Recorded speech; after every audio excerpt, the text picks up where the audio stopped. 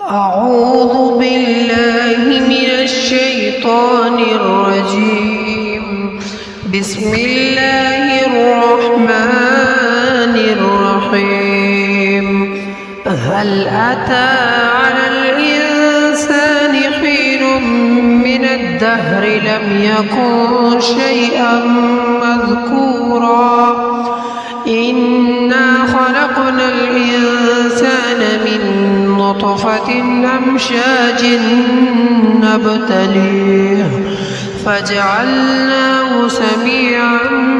بصيرا إنا هديناه السبيل إما شاكرا وإما كفورا إنا أعتدنا للكافرين سلاسل وأغلالا وسعيرا إن الأبرار يشربون من كأس كان مزاجها كافورا عينا يشرب بها عباد الله يفجرونها تفجيرا يوفون بالنذر ويخافون يوما كان شره مستطيرا ويطعمون الطعام على حبه مسكينا ويتيما وأسيرا إنما نطعمكم لوجه الله لا نريد منكم جزاء ولا شكورا إنا نخاف من ربنا يوما عبوسا قمطريرا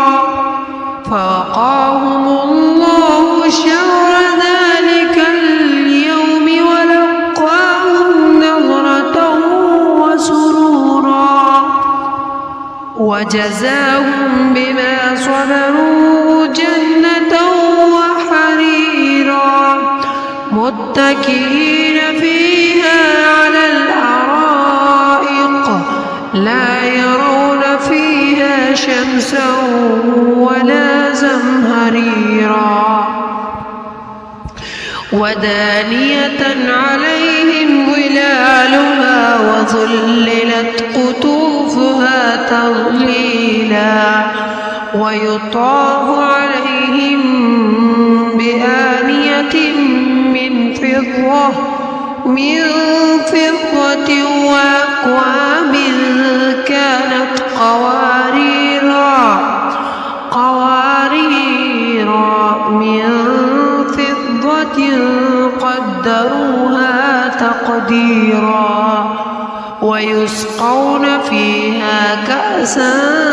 كان مزاجها زنجبيلا عينا فيها تسمى سلسبيلا ويطوف عليهم ولدان مخلدون إذا رأيتهم حسبتهم لؤلؤا منثورا وإذا رأيت ثم رأيت نعيما وملكا كبيرا عاليهم ثياب سندس خضر واستبرق وحلوا وساور من فضة وسقاهم ربهم شرابا طهورا إن هذا كان لكم جزاء وكان سعيكم مشكورا إنا نحن نزلنا عليك القرآن تنزيلا فاصبر لحكم ربك ولا تطع منهم آثما أو كفورا واذكر اسم ربك بكرة ومن الليل فاسجد له وسبحه ليلا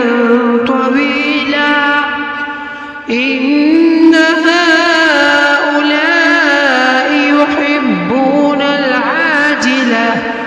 يحبون العاجلة ويذرون وراءهم يوما ثقيلا نحن خلقناهم وشددنا أسرهم وإذا شئنا بدلنا أمثالهم تبديلا إن هذه تذكرة فمن شاء اتخذ إلى ربه سبيلا وما تشاءون إلا أن يشاء الله إن الله كان عليما حكيما يدخل من يشاء في رحمته